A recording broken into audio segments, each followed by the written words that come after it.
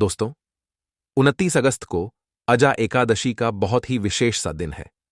एकादशी ये विशेष क्यों है? क्योंकि यह एकादशी पड़ रही है गुरुवार को, जिससे इस एकादशी का नाम होता है गुरुवारी। अजा एकादशी है मित्रों ना। और अगर आपकी ये इच्छा है कि 24 घंटे में आपकी वो सारी मनोकामना पूरी हो जाए जिसके लिए आप बहुत दिनों से परेशान हैं, तो बस आपको लेनी है काली मिर्च और चावल के कुछ दाने। छोटा सा उपाय करके देखिएगा, वर्षों पुरानी जो आपकी मनोकामना होगी इस एकादशी पे पूरी जरूर हो जाएगी। ठीक है ना? और ये जो भी उपाय आपको बताऊंगा, ये सारे उपाय पूज्य गुरुजी की कथा से सुन के ही आपको समझाने की मैं पूरी कोशिश कर रहा हूं। ठीक है ना? चलो समझने की कोशिश करते हैं। सबसे पहले इस एकादशी पे हमें लेना होगा एक काली मिर्च। ठीक है ना? इससे ज्यादा मत लेना, सिर्फ आपको एक काली मिर्च की ही आपको जरूरत यहां पे है। ठीक है ना? एक काली मिर्च ले लिया। काली मिर्च के साथ में आपको लेना होगा चावल के दाने। अरे कितने चावल के दाने लोगे? आपको सिर्फ और सिर्फ एक चावल का दाना लेना है, जो कहीं से खंडित ना हो, टूटा हुआ नहीं होना चाहिए। ठीक है ना? समझ में आ रही मेरी बात? एक काली मिर्च और एक चावल का दाना लेना है। उसके बाद में लीजिएगा एक तांबे का लोटा, उसमें जल भरना है। ध्यान रखिएगा, जब भी हम कोई भी उपाय एकादशी पे करते हैं, चाहे वो अजा एकादशी हो या फिर मोहिनी एकादशी हो या फिर साल की कोई भी एकादशी आती है, जल के अंदर आपको जो गंगा जल होता है उसे जरूर मिलाना चाहिए। ठीक है ना? जल के अंदर क्या मिला लिया? गंगा जल मिला लिया। और ध्यान रखिएगा, गंगा जल के साथ में जो मैंने आपको एक काली मिर्च दिखाई उसको डालेंगे, साथ ही साथ एक चावल का दाना भी इस कलश के अंदर डाल देना है ना। फिर आप इस कश को उठाना और पहुंच जाना सीधा महादेव के शिवलिंग के पास में। मैंने आपको हजारों बार बता रखा है, महादेव का पूरा परिवार शिवलिंग के ऊपर ये विराजमान है। समझाया है मैंने आपको, देखो तो भोले शंकर का पूरा परिवार यहीं पे विराजमान है मित्रों। तो आपको इस उपाय को उनके पूरे परिवार के स्थान पे ही करना। ठीक है ना? क्या करना है? सबसे पहले उस जल को विघ्नहर्ता भगवान गणेश, हिंदू धर्म के सर्वप्रथम पूजनीय देवता भगवान गणेश के स्थान पे थोड़ा सा जल समर्पित करेंगे। ठीक है ना? उसके बाद में नंबर आता है भगवान कार्तिकेय का, जो उसी कलश, बार बार जल को चेंज मत करना, उसी कलश का जल थोड़ा सा भगवान गणेश को, उसी कलश का थोड़ा सा जल भगवान कार्तिकेय को। और फिर नंबर आता है माता अशोक सुंदरी का, जो शिव शंभु भोलेनाथ की सबसे प्रिय पुत्री, सबसे छोटी पुत्री है। ठीक है ना? इनके स्थान पे चढ़ाएंगे। उसके बाद में नंबर आता है माता का हस्तकमल। ये स्थान होता है किसका? माता पार्वती का है ना। इनके स्थान पे आपको गोल गोल थोड़ा सा जल चढ़ाना है और लास्ट में महादेव के शिवलिंग के ठीक ऊपर पूरा का पूरा जल समर्पित करके जो आपकी मनोकामना है, जो आपके विशेष हैं, उस इच्छा की कामना करते हुए आपको समर्पित कर देना है। यकीन मानिए, आपकी जो मनोकामना होगी, जो विशेष होंगी, वह पूरी जरूर हो जाएंगी। एक चीज का और ध्यान रखिएगा, जिस जिस जगह पे आप जल समर्पित कर रहे हो, हर जगह पे आपको श्री शिवाय नमस्तुभयम का जप जरूर करना है। कितनी जगह हमने जल चढ़ाया? 5 जगह जल चढ़ाया है। आपको भी इसी तरीके से उपाय को करना होगा। ठीक है ना? पहले उपाय की बात हमने कर ली, जो कि थी मनोकामना पूर्ति के लिए। आगे बढ़ते हैं इस वीडियो के हम लोग अपने दूसरे उपाय की तरफ। और ये जो दूसरा उपाय होगा, ये होगा रोग मुक्ति के लिए। कोई भी घर का ऐसा व्यक्ति है जिसको बीमारी बहुत ज्यादा है और उसकी बीमारी पीछा ही नहीं छोड़ पा रही है, तो आपको इस एकादशी पे इस उपाय को करना है। ठीक है ना? समझने कोशिश करते हैं। सिंपल सा, सबसे पहला काम करना है, एक तांबे का लोटा लीजिएगा और उसके अंदर जल भरिए। ठीक है ना? देखो, एक चीज और बता दूं, जरूरी नहीं है कि इस उपाय को आप रोग मुक्ति के लिए कर रहे हो। अगर आपके घर में कष्ट बहुत ज्यादा है ना, चाहे वो कष्ट रोग को लेके हो, मनोकामना को लेके हो या फिर धन संपदा को लेके हो, तो भी आप इस उपाय को कर सकते हो। ठीक है ना? मित्रों, जल भर लिया। मैंने आपको अभी भी समझाया था कि जब भी आप एकादशी के दिन जल लेंगे तो उस जल के अंदर आपको गंगा जल जरूर लेना चाहिए। ठीक है ना?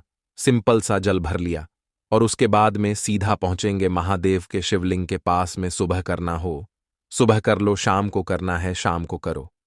ठीक है ना? यहां पे देखो, जो कुछ भी आपको चढ़ाना वगैरह है, महादेव को आप सब कुछ समर्पित कर दो। जो कुछ भी अपने साथ लेके गए हो, सब कुछ समर्पित कर दो लास्ट में।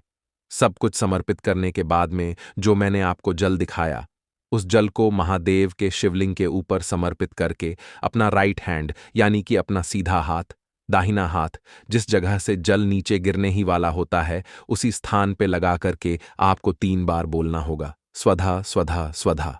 श्लोक का पाठ जल चढ़ाने के बाद में अगर वह पाठ कर लेते हो तो जीवन के सारे कष्ट खत्म होंगे। बट अगर उस पाठ को पढ़ने में बोलने में आपको दिक्कत आ रही है या फिर आप नहीं बोल पाते हो तो आपको अपना हाथ यहां पे रख करके 3 बार ताली बजा करके स्वधा स्वधा स्वधा अगर आप बोल देते हैं, किसी भी एकादशी के अवसर पे यकीन मानिए जिस कामना से आप इस उपाय को कर रहे हो विशेष आपकी बहुत जल्दी पूरी होंगी और जीवन के जो कष्ट आपके होंगे वो कष्ट भी महादेव दूर जरूर कर देंगे। ठीक है ना? भूल गए नहीं कोई लोग? हर व्यक्ति को, हर इंसान को इस उपाय को जरूर करना होगा। ठीक है ना? तो 2 उपाय की तो हमने बात कर ली है, आगे बढ़ते हैं। इस वीडियो के हम लोग अपने तीसरे उपाय की तरफ, इसके क्या फायदे हैं, कैसे करना है और कहां पे करना है, इसकी बात हम तब करेंगे आप सभी लोग कर देंगे वीडियो को लाइक। और हां, जिसने अभी तक सब्सक्राइब नहीं किया ना, जल्दी से कर दीजिए सब्सक्राइब, ताकि ऐसी बहुत सारी वीडियोस जो आपको आए गुरुजी की, वो सबसे पहले आपको देखने को मिल पाए। ठीक है ना? चलो भाई बात करते हैं तीसरे उपाय की। जो तीसरा उपाय होगा वो स्पेशली होगा गुस्से को कंट्रोल करने का या फिर किसी भी व्यक्ति को वश में करने का। मैंने वश में करने की एक डेफिनेशन आप लोग को समझा रखी है। वश में करने का ये मतलब नहीं किसी के ऊपर आप हुक्म चला दो कि यहां पे खड़े हो जाओ तो वो खड़ा ही रहे।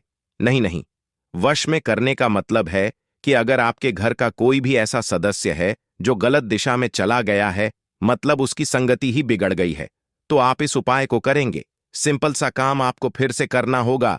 तांबे का लोटा लेना है दोस्तों, उसमें जल भरना है। और क्या डालोगे? एकादशी का दिन है तो गंगा जल भी आपको जरूर डालना।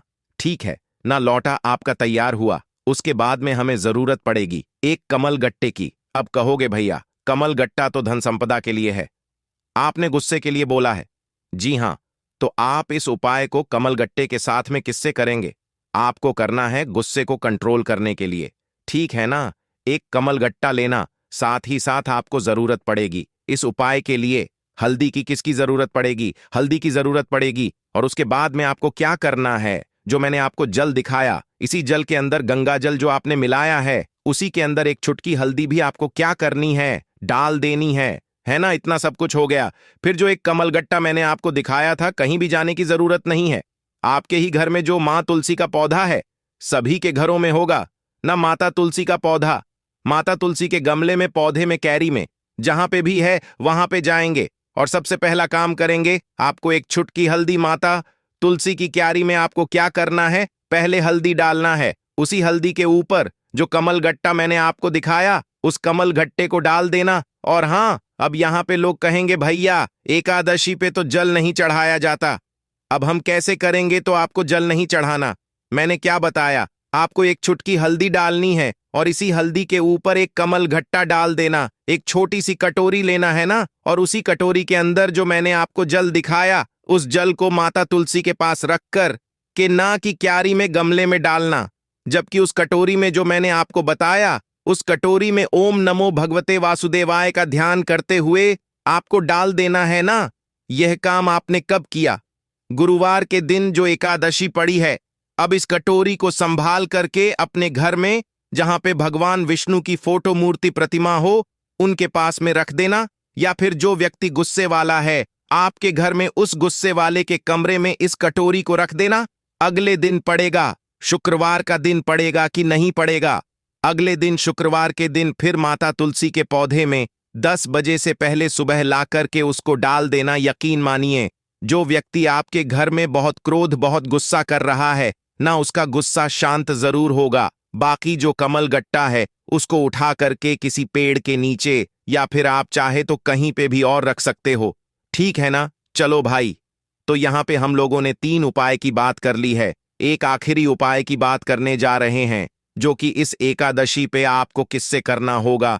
दूरवा से करना है। बात करते हैं इस उपाय के फायदे क्या होंगे। सिंपल सा आपका इस उपाय का फायदा होगा इच्छा पूर्ति, है ना? जैसे मान लीजिए कि आप व्रत रह रहे हो, सब कुछ कर रहे हो, फिर भी आपकी विशेष नहीं पूरी हो पा रही है, इच्छाएं नहीं पूरी हो पा रही है, तो आप इस उपाय को करके देखेंगे, ठीक है ना। उसके लिए हमें लेना होगा 3 दूर्वा, इससे ज्यादा आपको नहीं लेना। जो हरी दुर्वा आती है ना, वो 3 हरी दुर्वा लेंगे। साथ ही साथ एक तांबे का लोटा लीजिएगा, उसके अंदर जल भरेंगे और क्या डालेंगे, गंगा जल भी इसी कलश के अंदर डालेंगे जो आपकी मनोकामना है।